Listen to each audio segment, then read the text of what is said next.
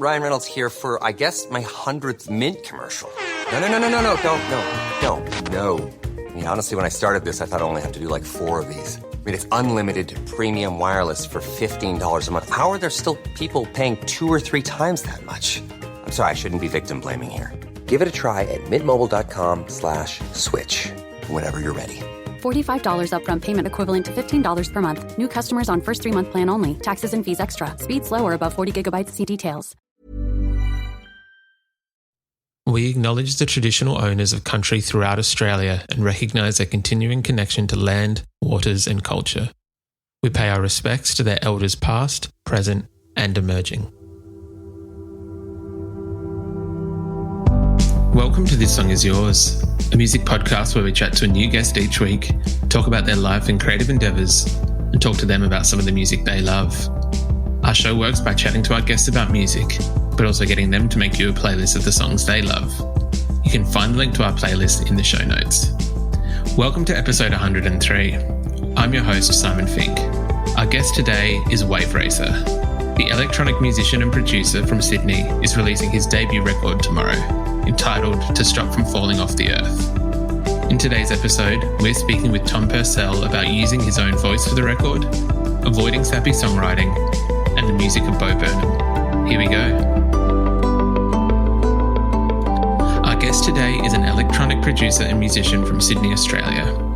After previously releasing the Flash Drive EP back in 2015, he's now releasing his debut record tomorrow, entitled To Stop From Falling Off the Earth. Please welcome to This Song Is Yours, Tom Purcell, aka Wave Racer. Good morning, sir. Good morning. Thanks for having me. It's good to be here.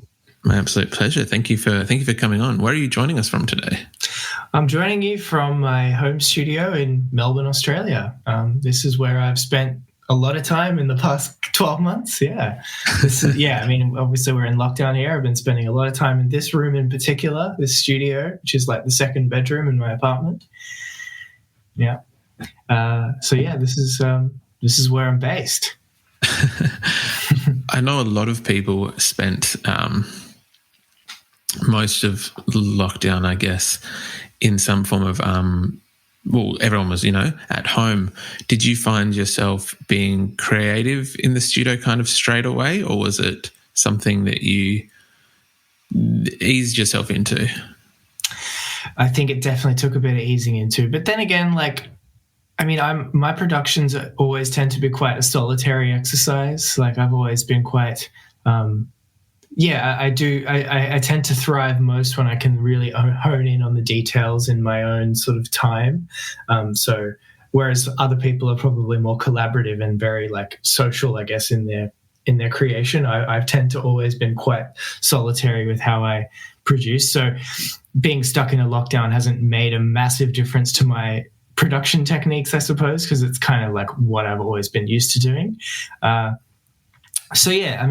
Obviously I think the lack of inspiration from external stimulus has been a big factor, obviously, but mainly in terms of the actual like getting down and digging into the actual technical side of things, it hasn't been a huge difference. And if anything, it's given me more time to focus on that stuff rather than being distracted with other things like, touring schedules and, all that kind of stuff. So yeah, it's been obviously an interesting time, but I guess it's been a productive time for production. Yeah.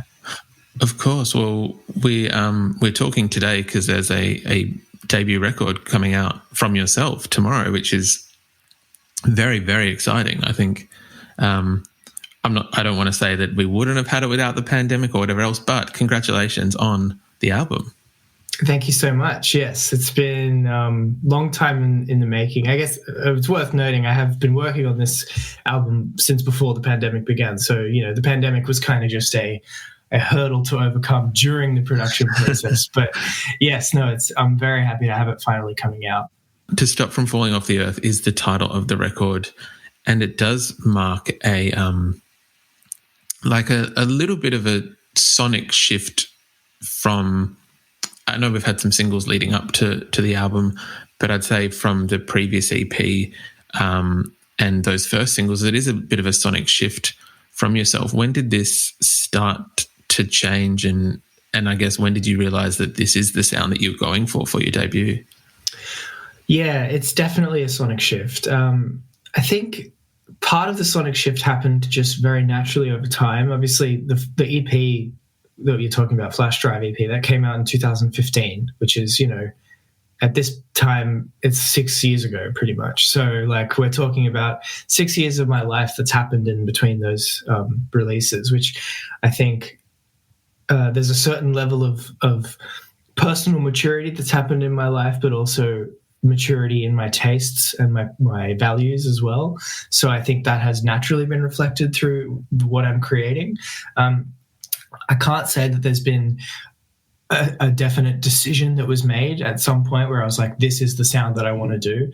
I naturally, over the course of those 6 years that it's been since Flash Drive and this album, there's just been lots of exploration of new territory, lots of discovery, and each time that I've made a new exploration or a new discovery, I've sort of been like, this is something that I value now that I didn't value before. This is something that I now want to incorporate into what I do moving forward and use it as a positive change.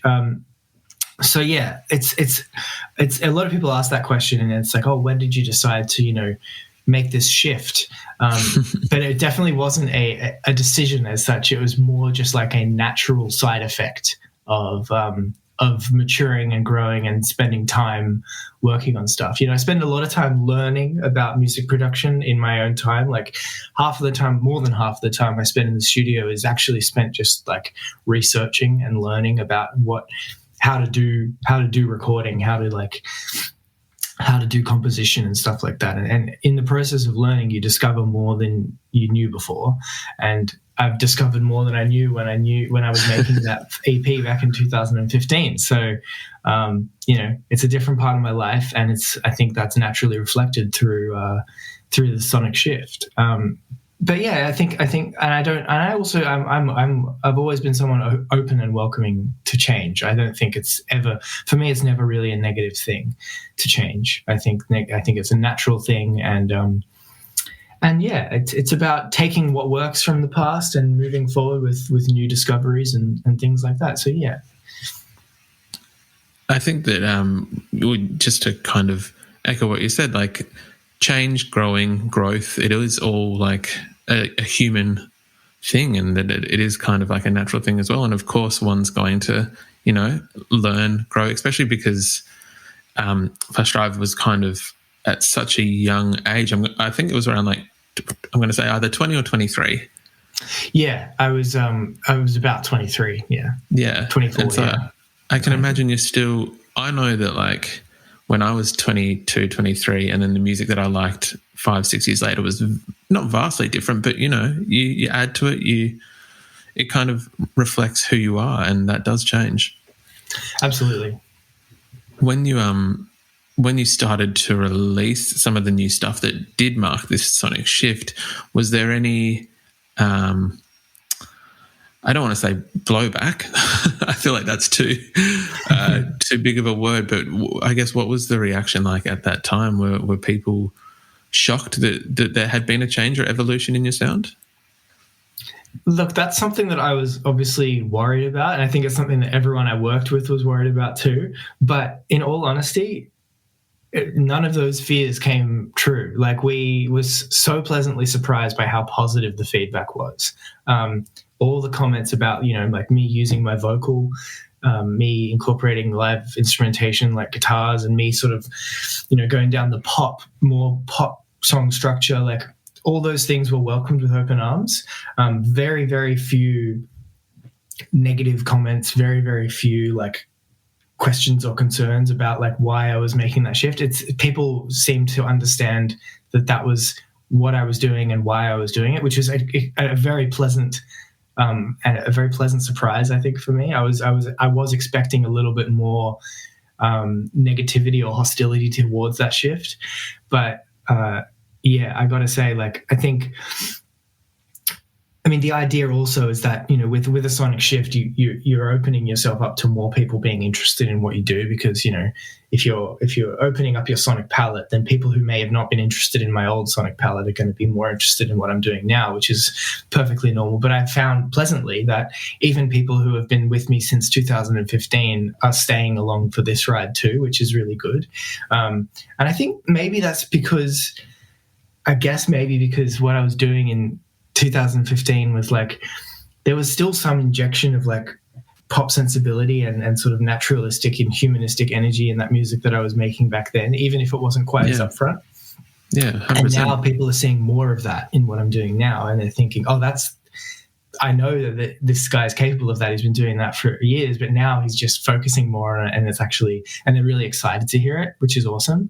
And I think also putting music out, you have to sort of, people don't know, like, fans of music don't always know what it is that they want to hear, and I think part of the job of an artist is to show them what it is that they want, because an artist has to be perceptive enough to know what it is that the people that they're making art for are going to want to hear, and the things that they're going to want to engage with.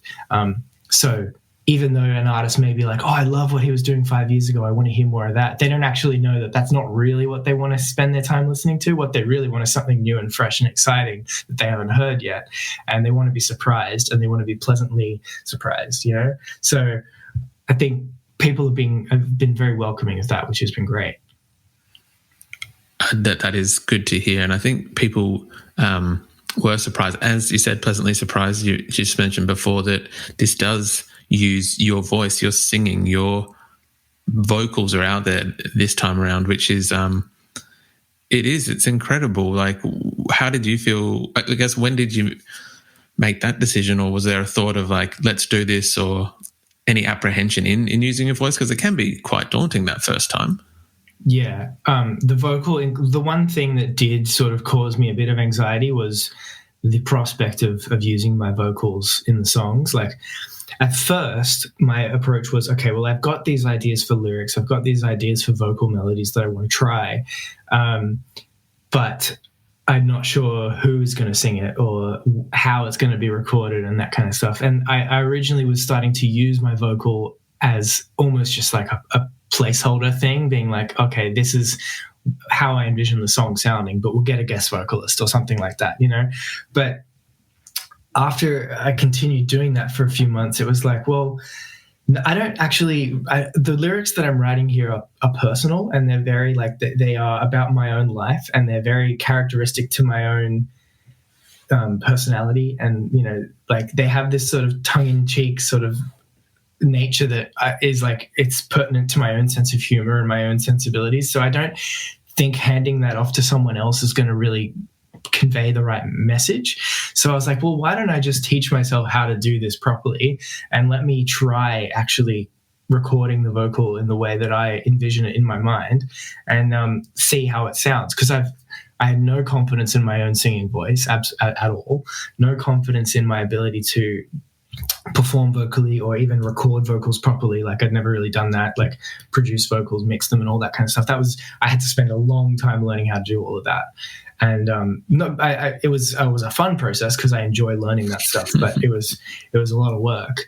But yeah, I think that is the one thing that probably took the most work and was the most anxiety inducing. Like, at some point I would wake up. There were points where I was like quite anxious, and I was waking up in the middle of the night being like, what am I doing putting my own voice on my songs? Like, that's no one's going to enjoy that. I think people are going to laugh at me, like, and so it took me a while to overcome that and be like, oh no, actually, like, I do think that this is good enough now. And I do think that this is warranted. But yeah, it took time.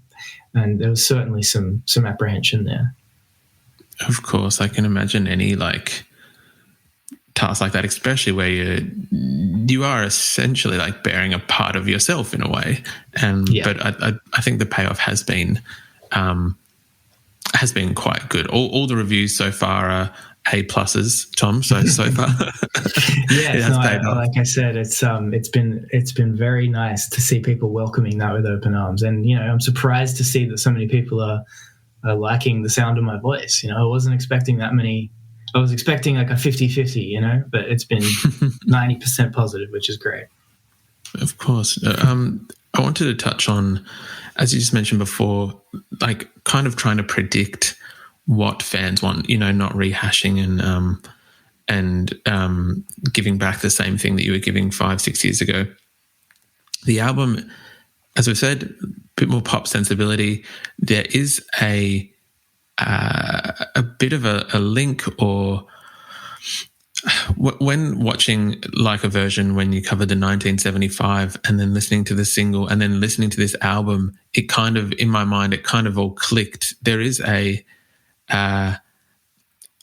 want to say that there's a sensibility about both yourself and the 1975, where you've got this kind of like indie pop music that seems to be both what are the words I'm looking for? Like there's a sincerity in it, and there's also like a hint of like irony, but it's very wholesome, and I mean that as a compliment. It's very like, I listened to it and felt the way that I felt when I listened to like Sincerity is Scary by the 1975. Like it is this it's beautiful pop at the core of it. Yeah. How did you find, I guess, balancing?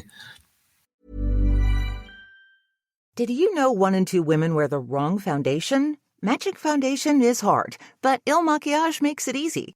Take the Power Match quiz to find a better match in seconds, customized for your unique skin tone, undertone, and coverage needs. With 600,000 5-star reviews, this best-selling foundation is going viral for a reason. Available in 50 shades of weightless natural coverage. And with Try Before You Buy, you can try your full size at home for 14 days. Just pay shipping. Take the quiz at ilmaquillage.com/quiz. That's ILMAKIAGE.com/quiz. My dad works in B2B marketing. He came by my school for career day and said he was a big ROAS man. Then he told everyone how much he loved calculating his return on ad spend. My friends still laugh at me to this day. Not everyone gets B2B, but with LinkedIn, you'll be able to reach people who do. Get $100 credit on your next ad campaign. Go to linkedin.com/results to claim your credit. That's linkedin.com/results. Terms and conditions apply. LinkedIn, the place to be, to be. Balancing that line in terms of the lyrics and having something that is sincere, that speaks to people and actually speaks to like the core of people, not like surface level stuff, but real things, without it coming across as too sappy. Yes, thank you. Exactly. Yeah, sappy. Yeah. No, I know exactly what you're talking about, and that is a fine line that I had to sort of tread. And there was a lot of experiments that I made that were definitely on the sappy side, that were way too far that way. And I was like, oh, that's, I would come back the next day and listen to it and be like, oh God, no, like, no, I can't do that. And so then you have to pull it back a little bit, finding, and I you know, again, I'll say, like, I spent many months learning how to do this and doing lots of experiments. But one of the things that I had to figure out was, when writing lyrics and just figuring out the subject matter of a song, how do I convey that in a way that's not only catchy and poetic, but also relatable to people, but not like so specific that they won't be engaging. And like you mentioned the 1975, they're a huge influence, obviously. I mean, their lyrics are very, very like, they have a huge sense of like tongue-in-cheek irony, but they're really good at storytelling. And there's like symbolism and metaphor and all kinds of beautiful stuff in there that I draw inspiration from every day. And I think when I was writing my own lyrics for this, I was like, okay, like what I need to do is I'm drawing from my own life experiences, which is the things that I think and feel every day, the things that I've gone through that have helped me learn certain things, helped me mature as a person, you know, like things like relationship breakdowns, learning about becoming a mature adult, you know, discovering how to be better at my job, those kinds of things. And I was like, okay, these are the things that I want to put in my album. These are the things the lessons that I've learned that I want to convey in the songs. And then I had to figure out a way to, I guess, lyricize those things without being literal, without being too direct, and also trying to shape them in a way where people who've had different experiences to me can also take something out of it. So there's a fine line you have to walk with me between being broad and being specific. And I think I like to veer more towards being specific because it leaves a bit more intrigue into it. It's like, oh, what are they talking about? And then there's a bit of like a story that they have to piece together when they're listening to my lyrics. But yeah, look, I still don't even know if I'm even any good at lyric writing. Like, this is my first attempt. So I'm still trying to figure out whether what I wrote is, and I know that for a fact, next time I try this, I'll be better at it. But, you know, for a first attempt, I think, I was trying to be as sincere as possible, but like you said, with the sappy thing, the more sincere you get, the more you toe the line of coming across as overly corny and overly sappy. And I like to remedy that by trying to be metaphorical and poetic. So if I turn those feelings into poetry, like using prose or like using metaphor or irony, then people can I'm telling people how I'm feeling using symbolism rather than actual direct references. So then symbolism obviously is something that people are used to hearing. They see it in movies and books and TV shows all the time, and they can be like, oh, that symbol means this, and I can relate that feeling to my version of that symbol too. I think that's why symbolism and iconography and stuff like that is nice to include. But then there are moments on the album where I'm quite literal too. So it really depends. It depends on what the subject matter is. Of course, I can understand that. And I think that just to touch on, I understand you're saying it's your first time, but I think that, and not just simply saying this because you are in front of me and we are talking, I think you've done an excellent job with the record. It is a fantastic record. And thank you so much. I really appreciate that. Of course. If this is the first try and you're saying the next one will be better, then I'm also very excited to see that next one and where that one goes. I guess when you did have to rejig parts of how Wave Racer works, how it functions, was there, obviously we're still a little way off live shows at the moment in Australia, but was there the thought of having to rejig or how it's going to affect your live performance and I guess touring, everything else along those lines as well? Absolutely, yeah. I've known for a number of years now that the live setup that I wanted to work with definitely needed to be changed and developed. You know, for context, the live setup that I was using when the Flash Drive EP came out and the tours around that was literally just me with a laptop and like an APC MIDI controller. Basically just doing DJ sets that I constructed in Ableton, which is my music software, making my own edits before going on stage and like mashing up things and preparing essentially pre-prepared mixes that I had sort of tailor-made for the show, and then just playing them out by myself solo on stage. And there was a time where that was enough, but as things progressed, that became no longer enough for what I was trying to do. So I knew when I deliberately stopped doing some shows back in like 2016, 17. And I was like, I need to stop doing shows. I need to figure out what's next music-wise for me, what's going to be the next thing I release, and then hopefully come back with that plus a better live show, basically. Obviously, that turned into a long period of time, and I thought as I was producing the album and the music, I was like, this actually lends itself to being performed live with a band. So I was like, let's in my wildest dreams imagine that I can get a 3-piece band or even more, like a 4-piece, 5-piece band or something. We ended up going with a 3-piece band when I did eventually come back and do my live debut with the new music. So that's me up front with guitar and keyboards and vocals, and then we've got a drummer and a bass player who also does keys and stuff. So, it's a modest setup, but it's way more effective at conveying the sensibilities of the music, and not only for the current stuff, but the past stuff as well. So I'm doing arrangements of my singles from 2014 and my remixes and stuff like that. And it works really well because I think the live drums in particular is a really nice addition. Having the percussive elements that are in my songs played live, emphasizes and exacerbates what I was trying to do in the production when I was programming the drums. So like, there's only so much you can do when you're programming drums electronically to give them a human feel. But then actually having a drummer play them live really is a human playing it. And it's like, okay, that is what I was trying to convey, because I was never trying to be robotic with my music. I was always trying to be human and fun and bouncy and sincere. And like, even though I only had the capability of doing it with pre-programmed sequences and stuff, I was always trying to convey that as best as I could. So yeah, having the live set, I was like, yeah, this live setup is the way that I want to go moving forward. Obviously, we started figuring out this live setup pre-COVID, and I played Falls Festival like 2019, 2020 over the New Year period. Then we played Falls Festival with the live setup for the first time, and that was amazing.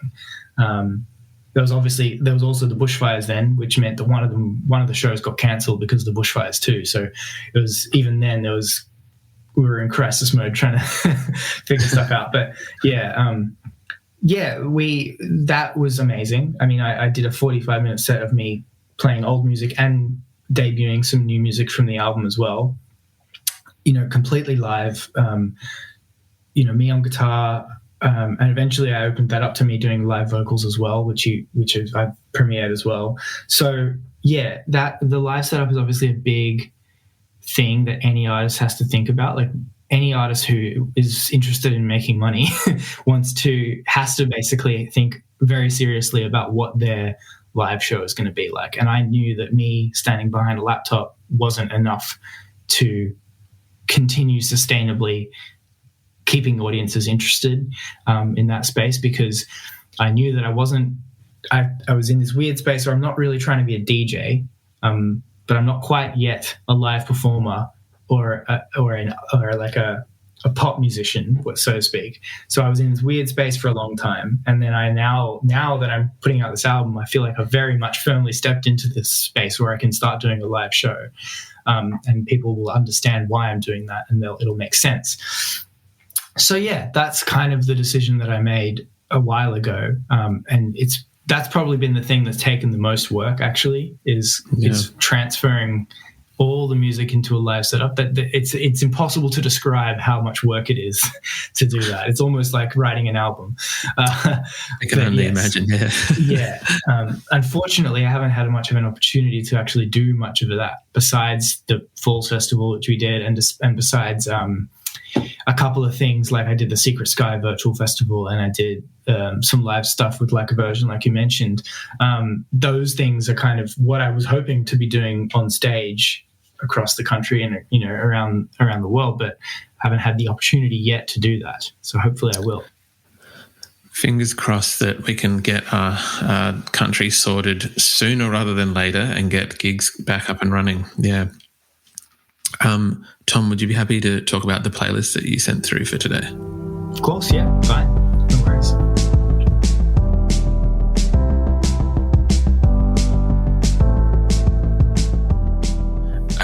One question that I wanted to ask, we have already discussed them, and I feel like it would be rude not to address them on the playlist as well. The 1975, you picked How to Draw / and I think I'm going to mispronounce this, Petrichor? Yeah, Petrichor. Yeah. Petrichor, from their Brief Inquiry record. Out of all the songs of all their many records, what is it about this song that stands out and made you put it on the playlist? It's mainly the production and the sonics. It's, when I first listened to, so basically A Brief Inquiry is the album that I discovered the 1975 with. It's the thing that introduced me to them. And I remember being like, oh, this is a fun, like, pop band. Like, I thought they were like, my impression of them from what I had known in the past was like, they're kind of like a corny, like 14-year-old girls like them kind of vibe. But then I was listening to this album, and this song comes relatively early in the track listing of that album. And I remember hearing the textures and like the experimentation in the beats, and like I was like, what the hell am I listening to? It took me on a real journey while I was like on my tram. I was on a tram to the city in my headphones listening to it, and I was like, this is remarkable. Like, this is next level, like Aphex Twin Radiohead meets electronic experimentation. And I was like, wow, like I was not expecting this kind of production experimentation and maturity from a band like this. And then I discovered that is actually what they're known for. They're known for being boundary pushing and experimenting and just being, as unique as they could possibly be. And that is kind of what made me fall in love with them. So I guess that's the reason I chose this particular song, is because it took me by surprise, and it opened my eyes dramatically towards them as musicians. And I just think it's wonderful. It's just beautiful. It's a beautiful song. It is. It's a gorgeous song, and agreed. It's a gorgeous album. I think maybe very similar to yourself. I thought previously that it was like a teeny bopper band, and then hearing this record in its entirety, it is just like, oh no, I get it now. Okay, the teeny boppers were right. Yeah. Yes, absolutely. It's like, wow, what have I been missing out on? Exactly. Yeah. Then the next song I wanted to touch on. Anytime that we've got a chance to talk about Phoebe Bridgers on this podcast, we will always take it. You've included one of my favourite tracks of hers on there, Motion Sickness. What does this song mean to you? Again, this was one of the first Phoebe Bridgers songs that I had been exposed to. And I remember discovering Phoebe Bridgers being like, this seems like country music, this seems like, what's going on here? Why are people so obsessed with this? And then I heard this one, Motion Sickness, and I heard Funeral from the same album. Yeah. And I remember being like, oh, this is gorgeous and heartbreaking. And it touches my soul in a way that it hasn't been touched in a long time. Especially Funeral. But the reason I chose this song is because I think the production is very much in line with the kind of stuff that I make. It's got really crunchy guitars, and like it's upbeat enough, and like the melodies are just like I think mainly the reason I chose this is because the songwriting is astounding, and it's the kind of songwriting that I look up to as like, I wish I was clever enough to write something like this. Obviously, she's got her own experiences that she's drawing from in a song like this, but I was just like, wow, it opened my eyes to how you can construct lyrics in a clever way. And you don't have, whenever I discover a song that opens up new territory for me like that, I'm like, this has a special place in my heart. So that's why I chose this one. That's awesome. That is, both that song and Funeral, as you mentioned, gorgeous, gorgeous songs. The last one I wanted to touch on, I don't have much experience with this one compared to the other two, That Funny Feeling by Bo Burnham. I know that it's from Inside, his Netflix special. I have to admit I haven't watched it yet, only because a number of people said you really have to be in the right frame of mind to watch it, or else it's devastating. And it's not put me off, but now I'm just I don't know whether I'm ready. What made you pick this song? Kind of again, Bo Burnham again. I thought he was like a YouTube / Vine like guy, and I was like, this is cool. I put the thing on Netflix. So I was like, let's just watch this. Like, let's have some fun. Me and my partner were like, yeah, okay, like this seems funny. Like, let's give it a go. Like, we had no idea what we were getting ourselves into watching this thing. And one of the things that I love in art, in all forms of art, is when you get sort of tackled by how heavy something is when you're not expecting it. Like, this is a comedy special, essentially, what we're watching on Netflix, by some YouTube social media, like Vine guy, who's like known for making funny sketches on the internet. And then I had not seen his previous Netflix specials. He's obviously been around for a lot longer, and I hadn't been exposed to stuff that he's done in the past. And again, this was like my eye-opening experience for him. But yeah, I was like, this is some of the most insightful and just cleverly constructed, not only comedy, but also music. Like, he's a fantastic musician, fantastic lyricist, very good video production. He produced this whole thing himself. But this song in particular, Funny Feeling, this is one of like the songs that is not really meant to make you laugh. It's kind of meant to make you like feel pain. Like, it's meant to kind of make you feel like, where it's all kind of messed up. and speaking of Phoebe Bridgers, as I mentioned before, she actually covered this live in one of her most recent shows, which I thought was really cool. I thought that was like, it's such a perfect match, like for Phoebe Bridgers to be singing the lyrics of this song, because it's very existential, and I love existential stuff. It's like, what is going on in this earth, and why do I not understand any of it? And then Bo Burnham's lyrics just perfectly place that all in perspective, I think. So I love it. I love it. I did read somewhere that Phoebe Bridgers had covered it,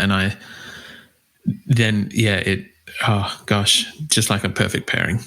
I think it's the kind of song that Phoebe Bridgers could have written. That's why it's so interesting. Like it's like, I think she even mentioned once that she wished she had written it, because it's so perfectly aligned with like this. I think they're both really good at capturing millennial existentialism and like grief and angst, and so. And I'm very much a part of that feeling as well, so I relate to it heavily, and just like they both do, obviously. Yeah, it's well, look, I'm not even sure how to wrap this up after that. That's Bo Burnham and Phoebe Bridgers is definitely one way to end the podcast. Tom, thank you very much for your time today. I do appreciate it, and congratulations again on the album To Stop From Falling Off the Earth. It is out tomorrow. And please come back anytime. More than welcome. Thank you so much for having me. It's been a pleasure.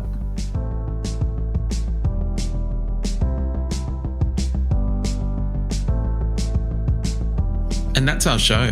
A massive thank you to Wave Racer for his time. To Stop From Falling Off the Earth is out tomorrow, and we've left links in the show notes if you'd like to buy or stream the record. We also want to give a huge shout out to Liz at PIAS Australia for helping out with today's interview. You can find a link to our Spotify playlist in the show notes, where you'll be able to listen to all of Tom's picks. If you like this show, please subscribe wherever you get your pods and stay up to date when new episodes are released. We release new shows each Thursday and Friday morning, with guest playlists streaming on Spotify at the same time. You can follow the playlist profile on Spotify, and you can follow us on Instagram, Facebook, and TikTok. Until next week, cheers.